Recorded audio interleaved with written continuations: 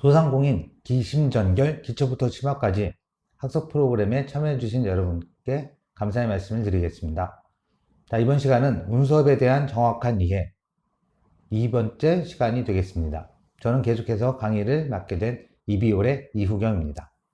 자, 이번 시간에는 앞 시간에 계속해서 이어서 산업 변화와 그 대응 동향에 대한 내용을 말씀드려 보도록 하겠습니다.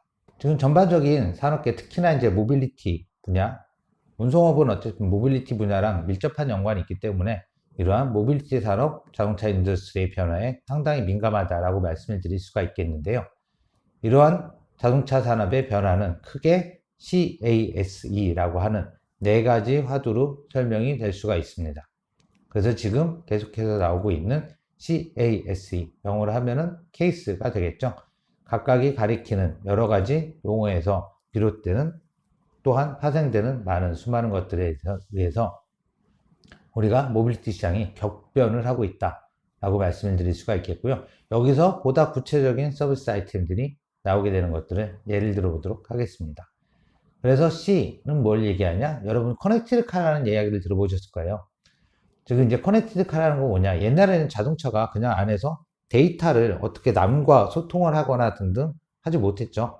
그래서 데이터를 사용하는 건 오로지 내비게이션에 대한 부분만 있었습니다.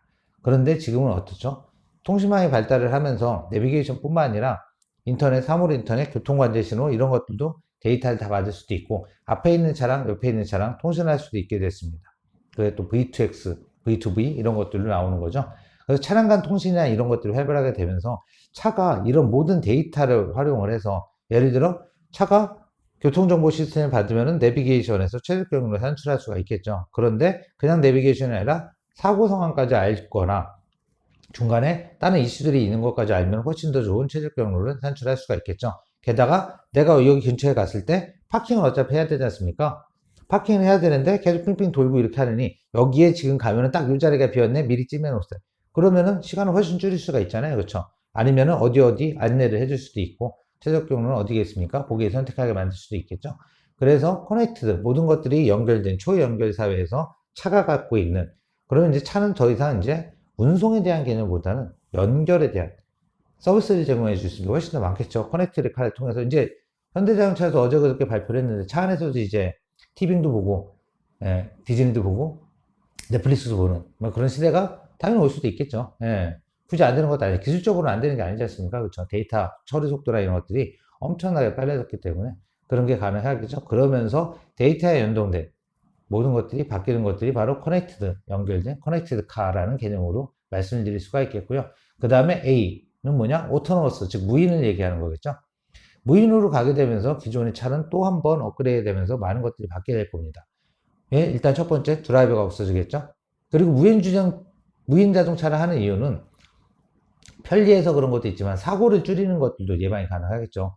그러면은 사고가 점점점 없어진다는 얘기지 않습니까? 물론 그게 좋아지겠죠. 그런데 보험업계라든지 사고가 나가고 그걸 수리하는 사람이라든지 이런 사람들은 부품을 갈아야 되는데 사고가 안 나네? 뭐 이런 사람들도 있겠죠. 그런 사람들은 그러면 어떻게, 사고가 안 나는 차가 나오게 되면은 난 빨리 직업전환을 해야겠네.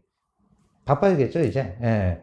이런 그런 부분에서 게다가 사고가 안 나는 것 뿐만 아니라 그러면 꼭 차가 사람이 자율주행차도 이제 레벨이 있겠지만은 사람이 꼭 이렇게 기존처럼 운전대에 앉아서 아니면 조금 손을 놓고 있다고 그래도 앞을 전방을 주시하면서 이렇게 갈 필요가 별로 없겠죠. 옆으로 있어도 되고 누워도 되고 뒤로 누워도 되고 사람들이랑 얘기하면서 가도 되겠죠. 그러면은 차는 이제 더 이상 차가 아니겠죠. 이 공간을 어떻게 쓸 거냐. 그러니까 여러분들 자율주행차를 보시면 기존에 있던 승용차처럼 이렇게 된 게 아니라 코쿤처럼이라고 그러죠. 네모 사각형인 공간을 다 쓰죠. 왜? 어차피 사고 안 날 거잖아요. 그러면은 그 공간에 우리가 뭘 할 수 있을 거냐? 도서관을 만들 수도 있을 거고, 사무실 오피스를 만들 수도 있을 거고요.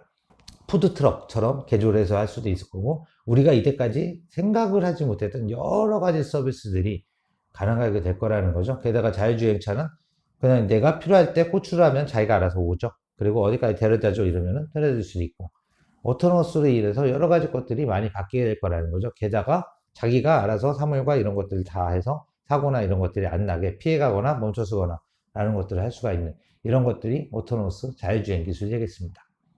그 다음에 S. S는 뭐냐? 쉐어링이죠, 쉐어링. 카쉐어링. 그래서 이제는 차를 소유하는 것이 아니라 공유를 하게 됩니다. 그럼 또한 뭐가 바뀌냐? 예를 들어 사람들이 차를 소유를 하는 개념으로 있었기 때문에 필요하니까 그래서 차를 계속해서 사야 됐죠. 보유를 하고. 그래서 차를 계속해서 많이 만들고 찍어놔야 되는데 사람들이 너도 나도 차를 안 사는 거죠. 예, 안 사거나 아니면 한 대 갖고 있는 걸 그냥 돌려 쓰고 기존에는 사람들이 이게 필요하니까 차를 샀어요. 두 대 갖고 있는 사람도 사고. 예, 이제는 사람들이 차를 안 사서 왜? 그때 필요할 때만 해갖고 남들 쓰는 거 잠깐 쓰는 데지. 쉐어링을 하는 거죠. 예. 이 쉐어링이 좋은 점이 뭐냐? 그러면은 내가 돈 얼마 따라 이제 차이는 있겠지만 내가 진짜 필요할 때 좋은 차를 그러니까 애인이랑 데이트할 때는 조금 멋있는 차가 있으면 좋지 않습니까? 뚜껑 열리는 거. 그런 거를 쓸 수도 있는 거고요. 내가 어디 짐을 많이 날려야 돼. 그럴 때는 그냥 포털이든지 그거 빌리는 거죠. 잠깐만 쓸 거니까. 오늘 하루만 쓸 거면 되니까. 그 다음에 어디 가족들이랑 놀러 가야 돼. 캠핑카를 빌리는 거죠. 오늘 하루만 쓰면 되니까 내일까지. 이제 그런 부분들에서 우리 생활이랑 이런 것들이 많이 바뀌게 되는 것들이 이제 전반적인 카시어링으로 바뀌겠다는 거죠. 뿐만 아니라 뭐 저소득자 같은 경우라든지 다른 부분들에서는 카시어링을 통해서 별도의 수익을 창출할 수도 있겠죠. 우버가 그렇고 그랩이 그렇지 않습니까? 우리나라는 물론 아직까지는 좀 안 되고 있지만은. 그 다음에 마지막 이는 뭐냐? 바로 일렉트리케이션, 전동화라는 걸로 말씀을 드릴 수가 있겠습니다. 그래서 이 네 가지 화도 CASE로 비롯해서 그러면서 계속해서 자동차 산업이 바꿔지면서 자동차가 제일 많이 쓰는 게 당연히 물류, 운송이기 때문에 거기서에 대한 변화도 자연스럽게 일어날 수 있다는 거죠. 그래서 여기서 파생되는 여러 가지 솔루션들이 있는데 이름들은 다 한 번씩 들어보셨을 거예요. 그리고 이렇구나 라고 생각을 하실 부분들이 있습니다. 그게 바로 이제 오른쪽에 나와 있는 부분들인데요. 첫 번째 말씀드린 인카 디지털 인터랙티브 대시보드죠. 옛날에는 기존의 대시보드가 어떻습니까? 대시보드라고 해봤자 그냥 버튼 좀 있고 그 다음에 AVN 오디오 비디오 내비게이션 걔가 화면 요만했죠. 근데 지금은 차들 어떻습니까? 일단 이따만한 패드가 들어가는 거죠. 예. 초창기에는 기존에 이제 컨벤셔널 버튼이라든지 이런 것들 디자인했던 사람들은 아니 저기 패드가 들어가면 그 사람들이 좋아하겠냐 눌러야 되고 감각도 이렇게 뭐 누를지 잘 이렇게 햅틱이나 이런 것도 부족한데 그런데 사람들이 그걸 훨씬 더 선호하는 거예요. 왜? 그런 건 됐고 나는 많은 정보가 여러 가지 해갖고 하는 것들이 중요해. 소비자의 패턴이나 성향들이 바뀐 거죠. 옛날과 다르게. 그러면서 지금 나오는 차들 어떻습니까? 겁나 큽니다. 그렇죠? 이만하고 이게 옆으로도 깔고 막 곡선으로도 깔고 막 이러죠. 앞에 전체를 대시보드 할 수도 있겠죠. 그 다음에 클러스터 이런 부분들도 되게 많이 바뀌죠. 그래픽도 되게 화려해졌고요. 옛날에는 그렇게 화려하게 할 수가 없었죠. 벌브 좀 집어넣고 표시하는 방식들도 천편일률적이었는데 지금 그렇지 않죠. 자동차 회사만 디자인에 엄청나게 신경 쓰죠. 그리고 뒤에 백그라운드 화면 이런 것들도 OLED 쓰면 신인성 좋고 깔끔하면서 깨끗하게 보여줄 수가 있지 않습니까? 근데 그런 것들 또한 처리를 해야 되고 얘가 또 자율주행이나 이런 것들을 하려면은 카메라도 그렇고 여러 가지 데이터를 많이 처리해야 됩니다. 차 자체에서. 그러려니까 기존에 있었던 자동차에는 캔이라는 통신이 많이 쓰였거든요.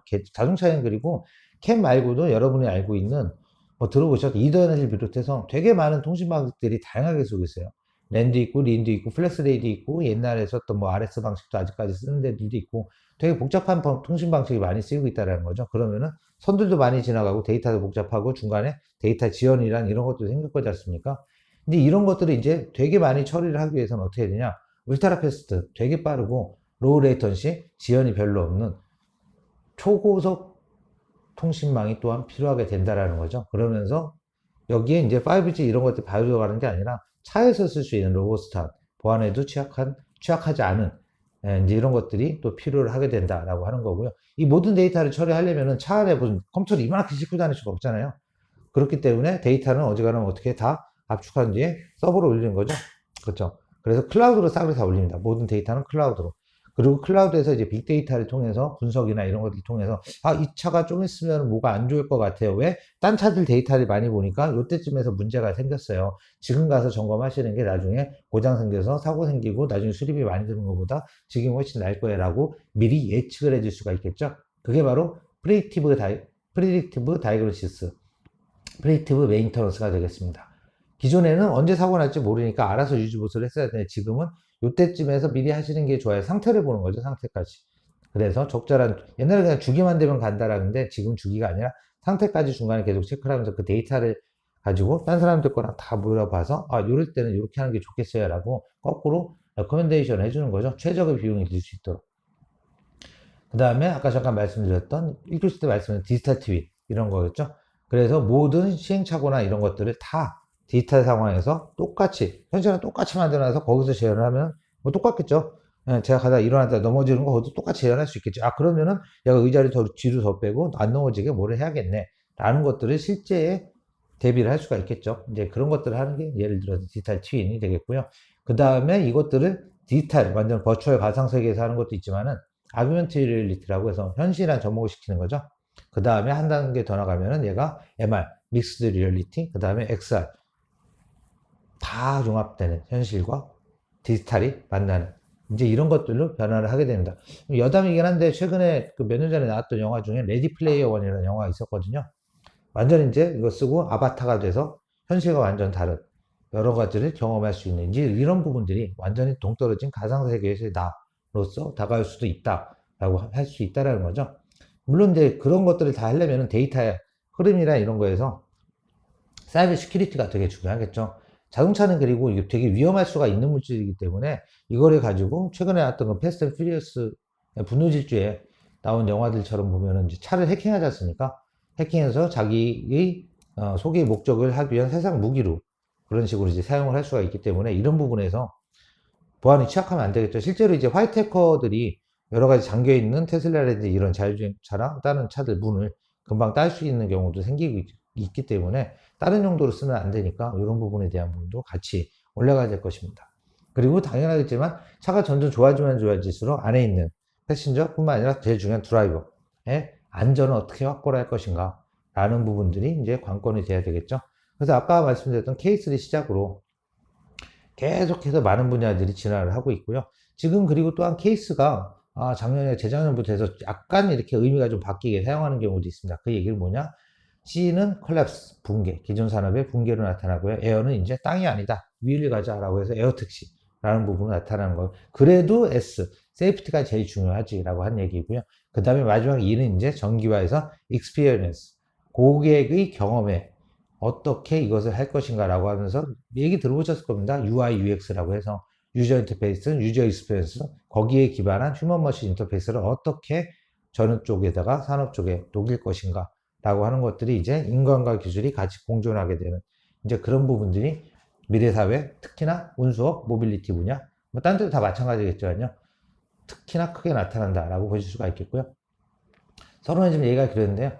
그래서 자율주행이라든지 이런 부분들은 크게 보면 이제 자율주행 레벨 1, 2, 3, 4, 5, 0, 1, 2, 3, 4, 5 이렇게 단계를 나눌 수가 있겠습니다. 물론 0은 아무것도 안 하는 옛날 상태고요. 레벨 5가 궁극적으로 아무것도 손을 안 대고 그냥 자기가 알아서 가는 궁극적인 상태다라고 볼 수가 있겠죠. 이 레벨이 올라감에 따라서 저희가 또 맞이하게 되는 서비스 산업에서의 역할들이나 저희 할 수 있는 포션, 그 다음에 새로운 기회들은 완전히 또 판이 달라질 겁니다. 지금 뭐 국내를 비롯해서 레벨 3는 거의 이제 구현이 됐다라고 보시면 되겠고요. 레벨 4가 지금 국내에서부터 또 해외도 그렇고요. 지금 이제 시범 주행을 하고 있기 때문에 어쨌든 조만간 저희 생에 레벨 5를 보는 거는 그렇게 오래 걸리지 않을 수도 있겠다라고 하는 거죠. 그래서 이런 물류의 변화는 다양한 운송수단에서 폭넓게 나타나고 있습니다.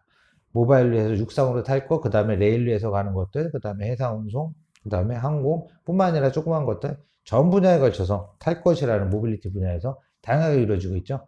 그 대표적인 예 중에 하나가 이제 현대가 저번 세스에서 얘기했던 UAM이라는 개념이죠. UAM은 어반 에어 모빌리티라고 해서 도시명 에어택시죠. 쉽게 얘기하면. 그래서 지금 우버랑 손을 잡고 저런 도시명 에어택시를 하겠다라고 하면서 현대자동차는 그 재작년인가 그 세스에서 이런 개념을 담은 자기만의 이제 허브 솔루션 이렇게 해서 하는 것들을 영상으로 크게 보여주기도 했었던 그런 예가 있었습니다. 요 당시에 그리고 도요타는 여기 지금 자료를 묻는데 도요타는 이제 어떤 개념을 얘기했냐? 우분 시트라고 그래서 도요타는 원래가 방직 공장 쪽을 했던 겁니다. 우분 말 그대로 이렇게 짜는 거죠, 실로. 그래서 가로줄, 시줄, 날줄 이렇게 엮듯이 이렇게 해서 도시를 하나로 해서 기능적으로 펑셔널한 도로들을 이렇게 해서 엮어서 하나의 타운은 서로 간에 유기적으로 되는 이런 것들을 하겠다라는 개념들을 내세우기 위해서 기본적으로는 어떻게 물류를 해소를 할 것인가 라는 부분에서 물류에 대한 최적화가 기본이 되어 있다라고 말씀드릴 수가 있겠습니다. 그래서 이러한 산업 동향이 모빌리티 쪽에서 크게 나타나면서 새로운 용어가 하나 생겨나면서 이 용어에 대한 것들이 이제 많이 들어보셨을 건데요. 마스라고 하는 용어가 있습니다. 마스는 뭐냐? 앞에 M이 그냥 모빌리티죠. 모빌리티 에저 서비스. 사실 뒤에 AAS라고 하는 부분들이 요새 이제 되게 각광을 받고 있는 여러 가지 서비스 중에 하나입니다. 그래서 마스도 있고 타스도 있고 타스는 이제 트랜스포테이션 교통에 대한 거죠. 교통으로서의 서비스. 그래서 모빌리티를 어떻게 서비스를 할 거냐. 그 다음에 뭐 딴 것들을 어떻게 서비스를 할 거냐. 요새는 최근 이제 배터리도 나왔습니다. 배터리를 어떻게 서비스 산업으로 접근할 거냐. 그래서 전통적으로 저희가 알고 있었던 기존의 제조업이랑 다른 이런 부분도 다 서비스로 접근이 가능하거든요. 이제 고객들이 취향이 달라지고 기술이 발전했기 때문에 옛날에는 이게 무슨 이거 그냥 해갖고 아무것도 없지라고 했던 부분들이 서비스로 가는 거죠. 그래서 아까 말씀드렸던 역물류 이런 것들이 이제 대표적인 사례가 될 수도 있고 그 외에도 진짜 다양한 산업들이 전 세계에서 하루에도 몇천 개씩 생기고 아이디어들이 나오기 때문에 이런 부분들이 또한 우리가 캐치업을 하고 따라가야 돼. 그런 내용들이다라고 볼 수가 있겠습니다. 그래서 이제 모빌리티라든지 모빌리티 4.0 여러 가지 용어들을 간단하게 좀 정리를 해보면요. 모빌리티는 아까 말씀드렸던 운송수단, 이동성, 기동성이고 이 앞에 이루 붙인 게 이제 전기화로 가는 모빌리티다라고 말씀드릴 수가 있겠고요. 모빌리티 4.0이라는 것들은 최근에 우리가 얘기하고 있는 인더스트리 4.0 독일에서 시작이 됐어요, 사실. 국내에는 이제 4차 산업혁명 이런 얘기들 많이 하는데 독일은 실제로 인더스트리 4.0이라고 해서 산업 기반에서의 이제 제조업이나 이런 데서 효율성을 어떻게 높일 거냐라고 하는 겁니다. 똑같은 식으로 모빌리티 4.0은 어떻게 자율주행을 할 거냐, 연결성을 할 거냐, IoT를 할 거냐, 공유를 할 거냐라고 하면서 모빌리티에 대한 효용성을 극대화를 시켜서 우리 사람들한테 최적화된 서비스를 어떻게 제공을 할 것인가 라는 부분으로 이제 바뀌고 있고요. 그래서 이제 스마트 모빌리티라는 용어도 이제 모빌리티 자체가 스마트해지는 거죠. 기존에는 그냥 기계의 동력 이렇게 해서 잘했다면 이제는 모든 데이터를 취합을 해서 최적에 대한 운전 상태를 만들어내고 지금 졸면 안 되니까 이런 것도 워닝도 해주고 어떤 모빌리티를 가서 어떻게 갔을 때가 제일 최적이다 라는 것들을 말 그대로 스마트하게 할 수 있는 것들이 스마트 모빌리티고 그래서 이제 최종적으로 나온 개념이 바로 마스가 되겠습니다. 그래서 서비스로서의 이동이나 교통통화 서비스를 어떻게 할 거냐 라는 부분들에 대해서 이게 문화마다 틀리고 지역마다 틀리고 뭐 이렇게 종교라든지 등등 여러 가지 그것 따라 틀리겠죠. 그래서 한국과에서 나오는 형태가 똑같이 되는 게 아니라 조금 다른 형태로 매우 다양하게 나올 수가 있다라는 거죠. 산간지역 다를 거고 해안지역 다를 거고 관광지역 다를 거고 도심지역 다를 거고 산업지역 다를 거고 다 틀릴 거지 않습니까? 거기에서 매우 다양한 형태로 나올 수가 있다라는 거죠. 하나의 서비스가 되는 게 아니라. 그래서 이런 것들이 나온 배경은 사실 인구의 집중화, 그 다음에 도시의 과밀화 이런 것들과 밀접한 상관이 있습니다. 사실 이제 수도권에 이제 기술이 계속 발달하게 되고 IT가 몰리면서 지방 도시에 있는 전통적인 제조보다는 이제 IT 기술 베이스의 산업들이 점점 과밀화가 되고 수도권이 되면서 인구가 이제 없어지는 지역들은 계속 없어지죠. 그리고 과밀되는 것은 또 이렇게 너무 과밀하고 이래서 교통시설이 발생을 하게 되고 그래서 이런 부분들에 대해 형평성을 어떻게 할 건가 라는 부분들에 대해서 또한 마스라는 것들이 그 대안 중에 하나로 나올 수가 있는 거고요. 그러면 교통약자라든지 사람들이 빠진 구간에서는 어떻게 대응을 할 건가 도심지에서는 어떻게 할 건가 다르겠죠 모양새가. 근데 이런 부분에 대해서 또한 지역적으로 되게 다양한 형태들이 많이 나오게 될 거고요. 이게 각각 하나의 서비스 형태로 자리 잡으면은 그게 이제 큰 대기업들이 할 수도 있겠지만 보통은 지역에 기반해서 스타트업들이 소상공인들이 할 수 있는 그런 케이스들이 아주 많이 있을 수가 있다라고 말씀을 드릴 수가 있겠습니다. 그래서 한국에서 예를 들어 마스를 한다라고 하면은 쉽게 저기 예제가 있겠습니다. 학교 연세대에서 신촌 캠퍼스에서 대전 정부청사까지 이동을 하는 거예요. 학생이 이동하든 누가 이동하든 되게 애매하겠죠. 요새는 이제 네이버가 다 치면 어떻게 가라고 알려줘. 그게 마스예요. 그렇죠? 네이버 지도에서 어떻게 가자라고 하면 대중교통부터 운송수단을 뭘로 할 거예요? 알려주는 거죠. 그런데 교통, 예를 들어 이제 고속버스 이런 것까지는 연결이 안 돼 있기 때문에 그것까지 싸그리 다 잡아서 여기서 여기까지는 어떻게 하시고 가령 1박을 해야 되는 코스다라고 하면 맛집 추천까지 다 포함해서 저녁에 여기 가서 이 취향은 또 내가 아니까 그러면 여기 가서 때리고 그 옆에 가는 거는 너랑 이제 취향이 같은 사람들이 있는 그룹들이 있는데 그 사람들 오늘 정모를 하네 한번 이렇게 들려보고 여러 가지 서비스를 제공할 수가 있겠죠. 뭐 그 외에도 여러 가지 걸 할 수가 있을 거예요. 그렇죠? 이런 것들을 한 번에 그냥 딱 다 처리를 해주는 다 제휴를 해야겠죠. 연계사하고 혼자서 다 하기는 힘들겠죠. 근데 저게 다 데이터에서는 가능하다라는 거죠. 연계해서 서로 간에 제휴를 해주면은 고객은 돈을 한 번만 내면 되는 거고 저걸 다 연계하는 플랫폼에서 딱 제휴사를 끌어모으면은 편하게 이동을 할 수가 있다라는 그런 개념이 바로 마스의 한 예다라고 보실 수가 있겠습니다.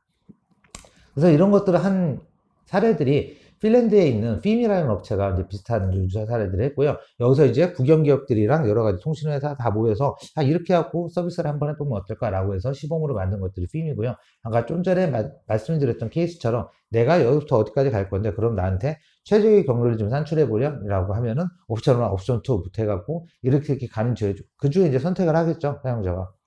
그래서 이렇게 하면 최적의 경로와 뭐 숙박까지 다 되면 더 좋겠죠. 예. 이런 부분들까지 해서 계속 할 수 있고, 이게 요금을 그럼 내가 여기다 가입하면서 월정액을 낼 수도 있겠고, 그렇죠? 계속해서 자주 쓰는 사람이면 저는 이제 출장이 많은 편인데 그런 경우에 저런 서비스가 있으면 저 같은 사람은 이용하는 게 훨씬 좋겠죠. 다 이제 할인을 알아서 될 거니까 각자 할인을 알아서 되고 저는 한 번에 그냥 예약만 하면 끝나니까요. 훨씬 더 편하겠죠? 제가 운전하고 직접 가갖고 하나하나 다 가면서 여기 가서 예약하고 저기 가서 예약하고 하는 것보다 한 번에 다 끝나는 게 훨씬 편하지 않습니까? 제 입장에서는. 예. 이제 그런 부분에서 이런 서비스들이 계속해서 각광을 받게 될 거예요.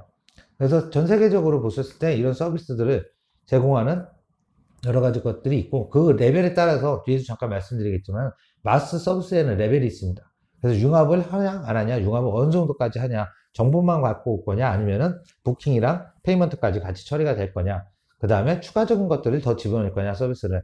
지금 머리 좋으신 분들은 지금 아이디어 팍팍 나오셔야 되는데 이런 것들이 계속해서 될 수 있다는 거죠. 국내에서 충분히 가능한 모델이고요. 다만 여기 오른쪽에 뭐 허츠라는 렌트카 회사 있지 않습니까?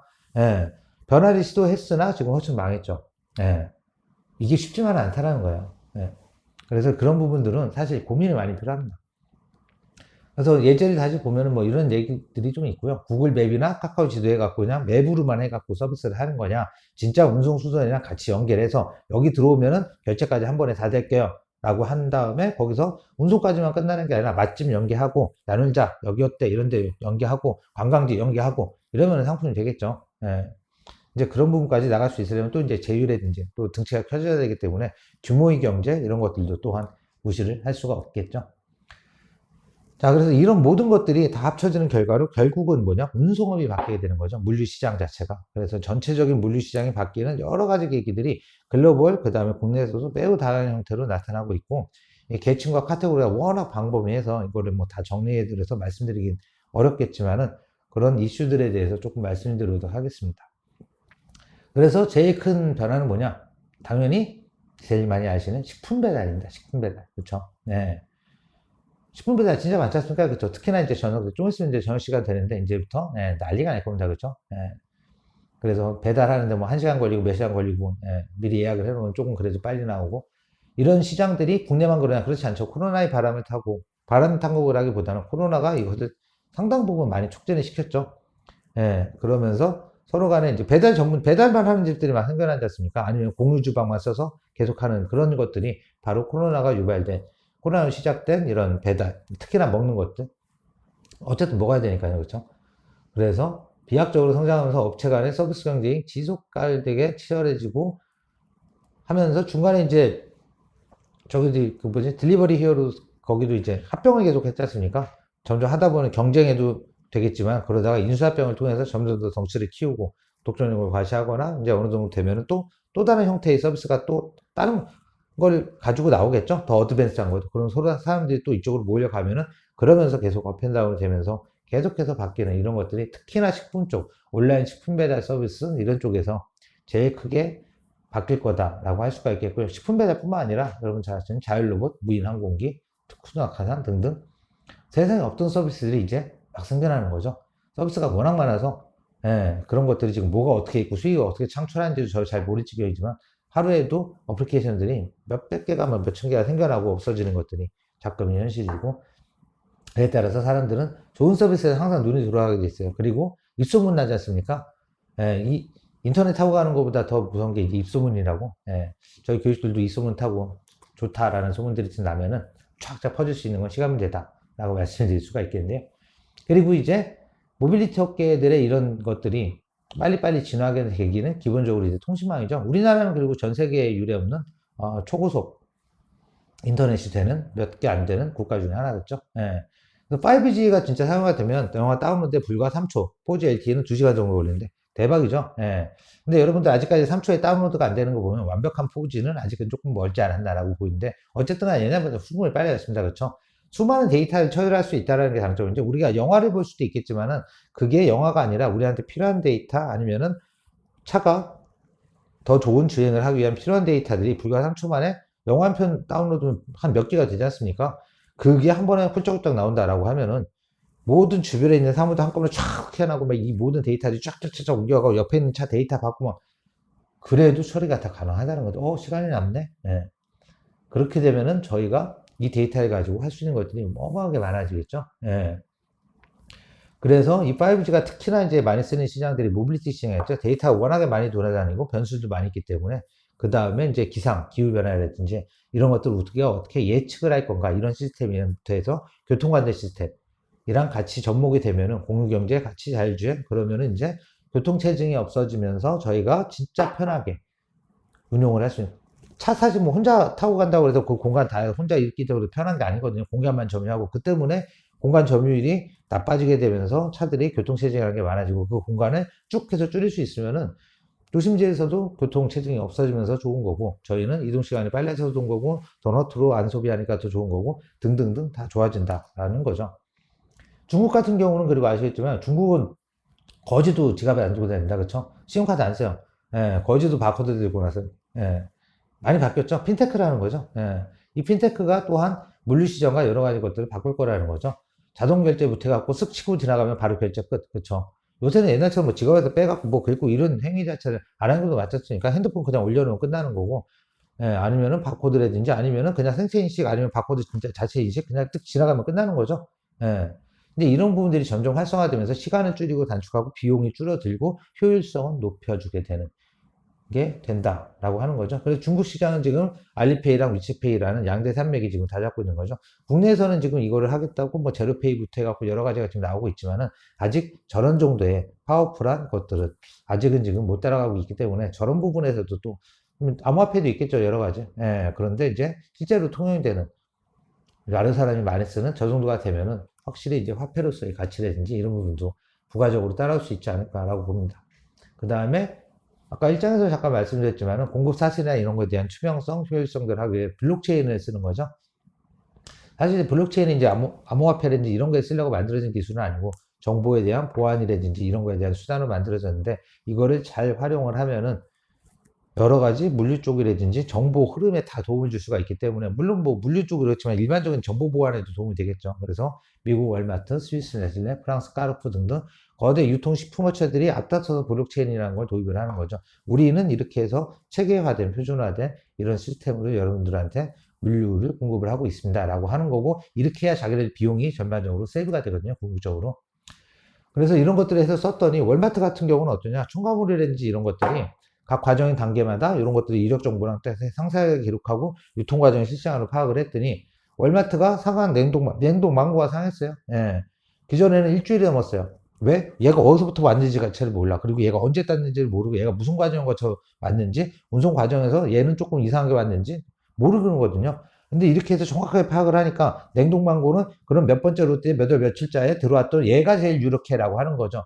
걔가 틀림없이 상했을까? 진짜 꺼보니까 상했네요. 예. 이런 것들이 파악이 된다는 거예요. 그럼 고객이 만족이 훨씬 높겠죠. 집에 가서 봤더니 상했어요. 굳이 그걸 반품해주고 커스터머 컴플레인 처리하고 할 필요가 없다라는 거죠. 네슬레도 비슷한 식이고요. 그 다음에 까르푸도 그렇고. 그래서 이것들을 식품뿐만 아니라 점차적으로 확대하면 더 많은 분야에 저희가 활용이 가능하겠죠.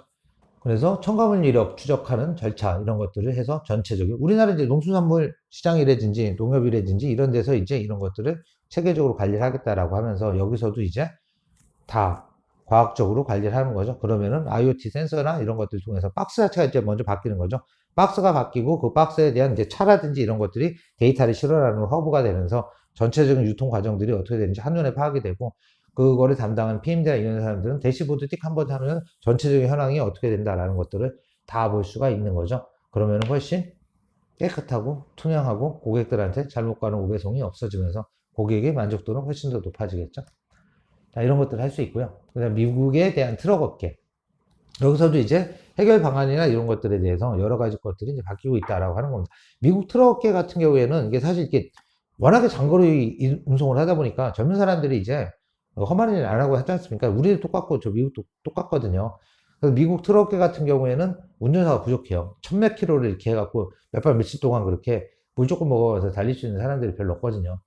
그래서 저기 어떻게 하냐? 자율주행 트럭을 도입하자라고 하는 거죠. 물론 자율주행 트럭이 전체 구간에 달릴 수 없습니다. 근데 뭐 아리조나 사막부터 해갖고 진짜 긴 구간들, 걔네들은 자율주행 트럭 다니고 산길이나 로키 사막 달릴 때는 사람이 좀 봐야 되니까 그렇게 하면은 그래도 조금 사람이랑 같이 도와갈 수 있는, 기술과 사람이 융합할 수 있는 케이스가 생기지 않겠냐라고 하는 거죠. 그래서 저런 부분들은 충분히 사람과 로봇과 기술이 공존할 수 있는 케이스가 될 수 있다는 겁니다. 그래서 지금 물류 4.0 시대, 아까 모빌리티 4.0도 있고 이제 물류에 대한 물류 4.0 시대에는 뒤에 다 이제 4.0이죠. 앞으로 이제 4.5가 나오고 뭐 5.0 시대도 나오겠지만은 어떻게 될 것이냐, 뭐가 어떻게 바뀔 것이냐, 기본적으로는 이제 데이터에 기반한 여러 가지 활성화되는 신기술들로 인해서 뭐가 많이 바뀔 거라는 거죠. 물류 기업들 자체도 물류 플랫폼 사업자, 그 다음에 특정 화주업계를 중심으로 한 물류 플랫폼 사업자, 물류 다 이제 플랫폼이죠. 대단위 사업자들 이런 부분에서 많이 바뀌게 될 거고요. 저희 보통 소상공인 분들은 아웃소싱 하는 분들이 많으셨으니까 이제 그런 부분들도 이제 첫 번째로 뭐가 바뀌어야 되냐? 내연기관차에서 이제 전기차를 모셔야 되는 부분도 있고, 스스로 차를 사입을 해갖고 하시는 분도 있고, 그냥 회사 차를 이용하시는 분들도 있겠지만, 운행 패턴이나 습관들이 바뀌어져야 되고, 거기에 대해서 이제 충전이라는 게 없던 거를 좀 해야 되는 그런 것들이 이제 바뀌어지는 거고요. 이 안에 있는 것들이, 모든 데이터들이 다 이제 효율적으로 관리가 되면서 내가 이제 조금 졸라고 하거나, 이제 음주를 했다거나 하면 차가 알아서 이제 삑삑거리고, 워닝을 주는 이런 게도 된다라는 거죠. 물론, 피곤해 라고 했을 때 자율주행이 보조를 할 수도 있는 그런 부분들도 이제 앞으로 많이 되게 될 겁니다. 그래서 기존에 왼쪽 같은 케이스에서 오른쪽 같은 케이스로 해서 좀 더 다변화가 되면서 물류회사가 하는 방법들이나 이제 플랫폼화 이런 것이 훨씬 더 커지는 거고요. 그 안에서 여러 가지 다양한 모습으로 솔루션들은 바뀌게 변화가 되면서 또한 그 형태가 여러 가지 것들로 바뀌게 될 겁니다. 그런 예들을 이제 계속 들어드리고 있는데요. 코봇이 뭐냐? 사람들이랑 코워크, 같이 협동을 하는 거죠. 같이 코워크. 그래서 이제 로봇가 처음부터 사람을 해갖고 터미네이터처럼 싸그리 다 대체하면서 이렇게 하는 그런 현실이 바로 오는 건 아니고 사람의 어려운 점들을 도와주는 로봇으로 가는 거죠. 예를 들어 교통 약자를 도와주거나 그 계단이나 오르내리는 걸 도와주는 로봇가 가거나 물류 쪽이나 이런 데서 사람이 어쨌든 보는 게 제일 빠르기 때문에 근데 이 사람이 위에서 사다리 타고 이렇게 올라가면 힘들잖아요. 그러다 떨어지면 안전사고도 있고 이 사람이 가는 대로 조종하는 대로 윙윙하고 빨리빨리 도와주거나 하는 로봇을 만들어도 된다면은 사람과 일자리는 뺏기지 않고 물론 줄어는 들겠죠. 그렇게 되지만은 일자리를 같이 공유를 하면서 훨씬 더 효율이 좋아지면서 소비자들한테 더 좋은 서비스를 제공할 수 있는 이런 것들을 사용할 수 있다라는 거죠. 그리고 이런 것들을 실제 이제 물류 창고에서도 거기도 이제 내비게이션처럼 해서 한번 쫙 스캔하고 하면 로봇들이 거기 안에서 이제 자율주행을 하는 거거든요. 이제 그런 부분까지 이제 같이 결합을 하게 되면은 물류와 최적화 이런 것들이 게다가 로봇은 이제 장점이 24시간이 일하지 않습니까? 사람들은 어쨌든 피곤하니까 늦게까지는 못하는데 이런 부분에 대해서는 새벽 물류나 이런 거 약간 물량 없을 때는 로봇가 충분히 일을 할 수 있기 때문에 업주 입장에서 나쁘진 않다는 거죠. 그 다음에 이제 오프라인 쪽에서는 오프라인 업체들이 되게 이제 온라인 마켓이나 이런 거에 출연을 위해서 되게 위축이 됐었죠. 되게 위축이 됐었습니다. 특히나 이제 아마존으로 대주된 AWS 쪽에서 막 치고 나가고 그쪽에서 많이 이제 시장을 점점 키워나가면서 코스코를 비롯한 여러 가지 이제 타겟이라든지 그쪽에 있었던 마트들이 점점 매출이 떨어지는 상황이었는데 월마트 그리고 코스코는 오히려 오프라인 매장들이 활성화되면서 고객들이 끌어당겼다는 거죠. 자, 그런데 어떻게 했냐? 점포에 디지털을 융합시키는 인테그레이션 방식을 사용을 했다는 거죠. 그래서 월마트나 이런 데는 항상 이제 전략이 어떠냐면 그냥 코스코도 그렇고 많이 사는 거예요. 한 번에 대량 구매. 예. 그거를 해갖고 대량 구매 통해서 이제 비용을 최소로 이제 많이 사갖고 이제 그걸 하는 거죠. 그렇게 했는데 전자상거래든지 이런 것들을 이제 같이 융합하는 이런 것들을 해서 옴니채널이라는 거를 만들었습니다. 옴니채널을 만들어서 오프라인 점포에 IT를 결합을 해서 내가 온라인으로 주문해놓고 거기 와서 찾아가거나 이런 것들 여러 가지 것들을 같이 했더니 사람들은 아직까지도 어쨌든 간에 온라인에서 그냥 해갖고 하는 것보다 어쨌든 제품 자체는 이제 살아있는 거지 않습니까?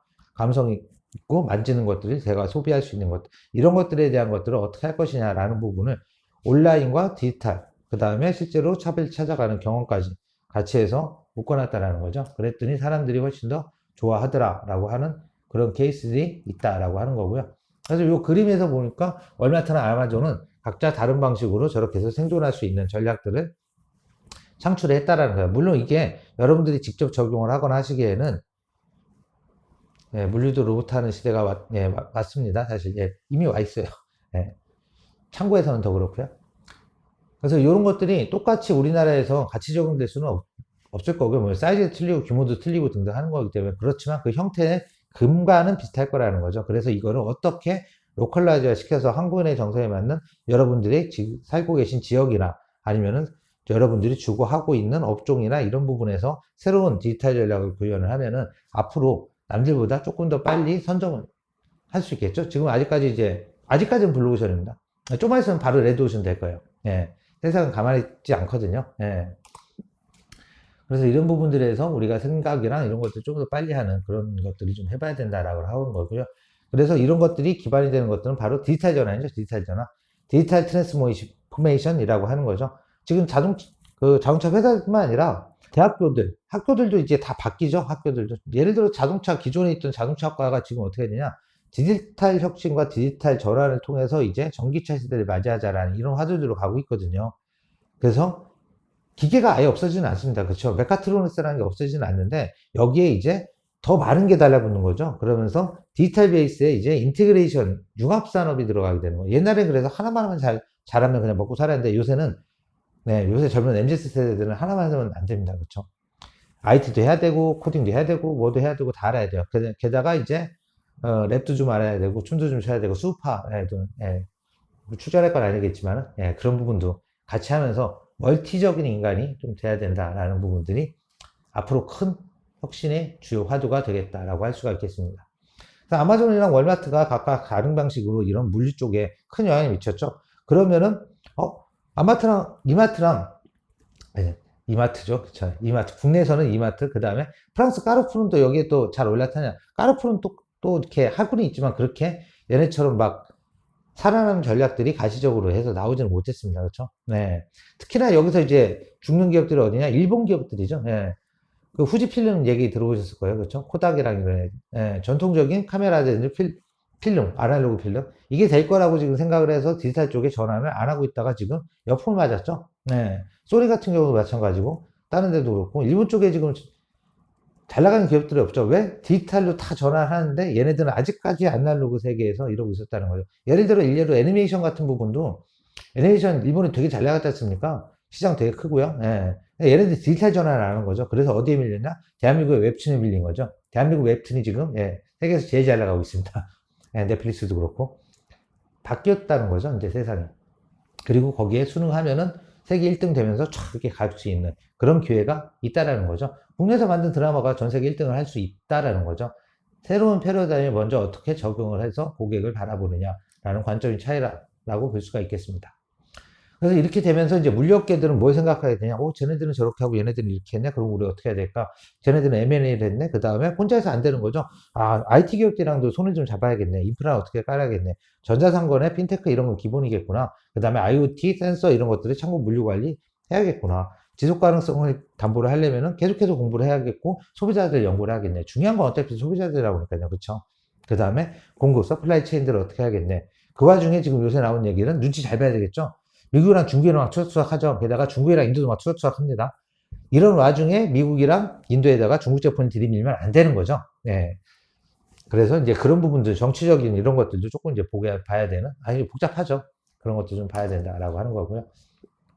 자, 이에 따른 산업이나 기술에서 어떻게 발전되고 있는 건지 동향에 대한 사례들을 몇 가지를 좀 들어보도록 하겠습니다. 여러분들이 익히 알만한 회사들에서 어떻게 하고 있는지 그런 것 좀 말씀을 드릴 거고요. 그래서 지금 하나씩 말씀드리면 DHL 잘 아시죠? 물류하는 쪽 디지털 전환에 20억 유로를 투자를 했습니다. 뭐 돈 얼마나 되는지 모르겠지만은 근데 20억 유로를 투자를 했더니 어떻게 되니까 최소 15억 유로의 연간 운영이익 20억을 넣었는데 15억이 이익으로 빠져요. 그렇죠? 2년만 돌리면 되겠네요.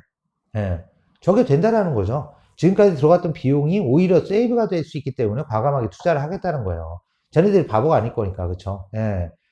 그래서 오히려 선제적인 투자가 앞으로의 이익을 더 빨리 벌어줄 수 있기 때문에 나중에 투자하거나 경쟁이 심했을 때 투자를 하면 오히려 더 저거를 회수하는데 기간이 오래 걸리거나 회수를 못하게 된 케이스가 있을 수 있다는 거죠. 그래서 디지털 전환하는 것들은 타이밍이 중요합니다. 타이밍. 네, 알았으니까 내가 내년부터 해볼게. 똑같습니다. 그러면 이제 가시고 도태되는 거죠. 오늘과 내일이 하루하루가 다르기 때문에. IBM 같은 경우에 그래서 블록체인 기반의 별도의 플랫폼이나 이거를 제공할 수 있는 이런 것들을 만들어 놨다는 거죠. 그래서 IBM이 글로벌에 파악하거나 이제 같이 거래 관계를 하고 있는 고객들이 무지하게 많을 거지 않습니까? 거기에서 어차피 다 블록체인을 갈 거기 때문에 기왕이면은 우리 거 쓰세요 라고 얘기를 한다라고 하겠죠. 당연하겠지만 트라스형이라는 계열이 있어요. 프랑스에 있는 회사인데 예. 그래서 스마트 컨테이너 데이터 교환 컨테이너 자체를 이제 옛날에는 그냥 규격이 컨테이너였는데 거기 스마트 해갖고 온습도부터 해갖고 뭐든지 다 안에 있는 상태를 볼 수 있도록 이거를 표준화하겠다는 거죠. 예, 그러면은 뭐 물류라든지 이런 것들이 플랫폼에 태우면 모든 게 실시간으로 다 파악될 거 아니야. 안에 물건이 들어있든 뭐가 들어있든 간에. 그래서 이제 그런 것들을 표준화하는 작업들. 그 다음에 컨보이는 이제 유명한 소프트웨어 업체, 트럭 쪽이나 이런 쪽에 많이 했죠. 컨베이어 벨트 뭐 이런 거. 조금 다른 얘기지만 하여튼. 그래서 화물 중개 플랫폼에서 진행되는 자동으로 제적제를 어떻게 할 거냐. 뭐 택배기사 이제 갖다 놓고 이렇게 싣거나 아니면 기가 뚝뚝뚝 하면 안에서 사람이 이렇게 올려주고 하는 거지 않습니까? 이런 것들에서 효율을 어떻게 올릴 거냐. 사실 그거 조금만 더 빨리 실으면 더 빨리 차가 출발할 수 있는 거잖아요. 예. 그래서 공차, 운송 대기 시간, 차들 물류창고 이런 데 가보면은 차 이렇게 살 때까지 계속 기다리지 않습니까? 한 대씩 한 대씩 들어오잖아요. 그걸 한 번에 팍 넣거나 아니면은 턱 해갖고 더 빨리 할 수 있다면은 얘네 입장에서는 그 투자는 아깝지 않다라는 거죠. 스마트 물류에서는 디지털 트윈, 디지털 트리플릿 이런 것들이 이제 중요하게 된 거고요. 디지털 트윈이라는 얘기는 이제 계속 몇 번 말씀드렸기 때문에 예, 같은 개념으로 이해를 해주시면 되겠다라고 하는 거고요. 단거리에 대한 배송 서비스, 에코 하이플렉스 이런 것들도 지금 도쿄, 일본 쪽 이런 데서는 지금 많이 지금 돼 있다라고 하는 거죠. 저기 국내 같은 경우도 전철을 타고 노인분들이나 이런 분들이 시급한 그 DM 서류들 갖다 주는 이런 서비스들이 활성화가 됐었습니다.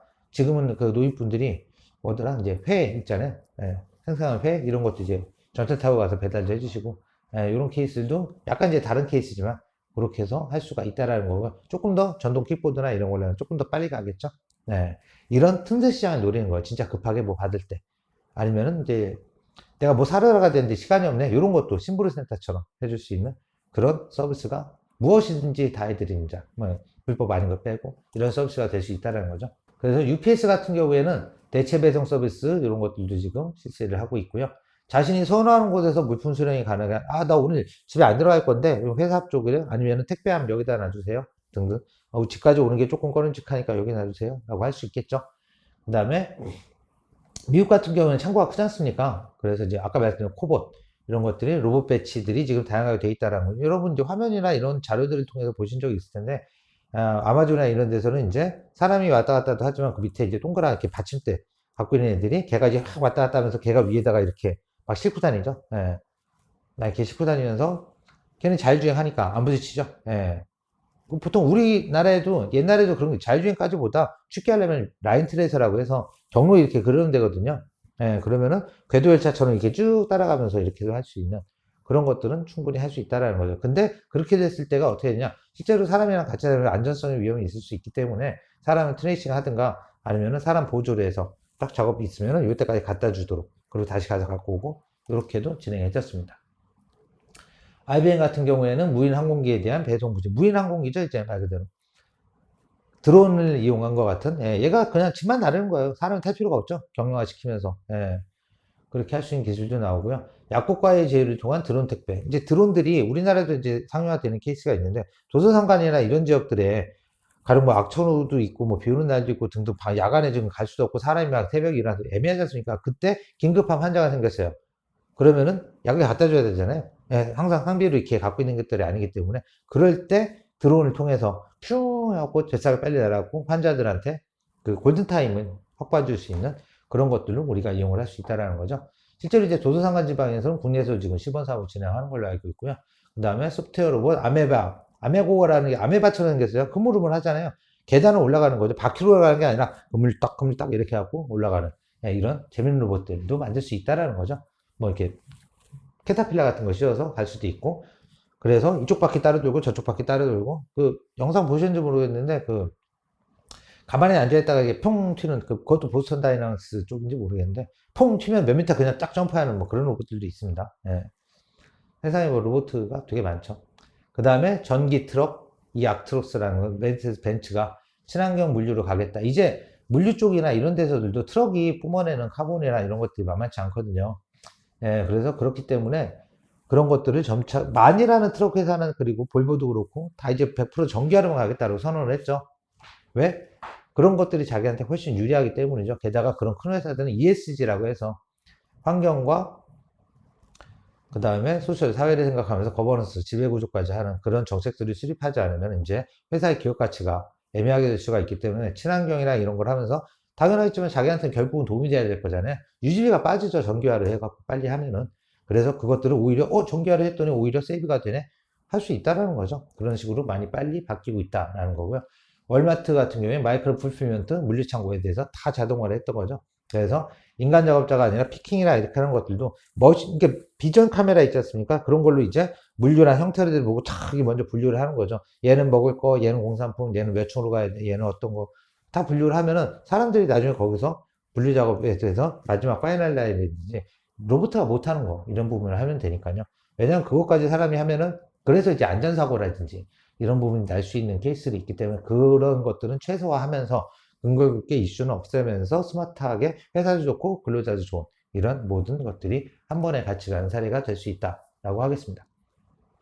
그래서 UPS 같은 경우도 전기차, 자율차를 배송에 투입하겠다라고 하면서 얘가 그래서 이제 리비안이나 이런 쪽에다가 페덱스였네? 예, 10만 대 주문을 했었죠. 예, 10만 대 주문하고 모두 다 전기화로 바꾸겠다라고 하는 것들이죠. 10만 대, 그 돈이 어디다 났어?